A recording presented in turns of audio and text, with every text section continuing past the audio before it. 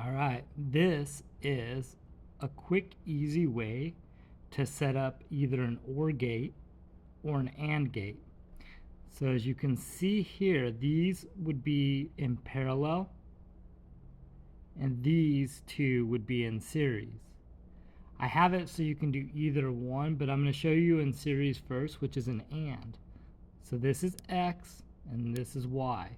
So 0 times 0 equals 0, no LED. And when it's positive, you'll see the LED light up. So 1 times 0 is 0.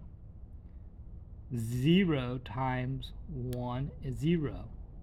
Now when I push them both down, 1 times 1 is 1. Now I'm going to make this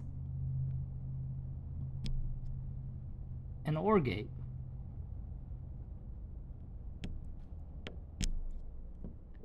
So 1 plus 1, 1 plus 0 is 1, 0 plus 1 is 1, and 1 plus 1 is 1, and 0 is off, is a 0.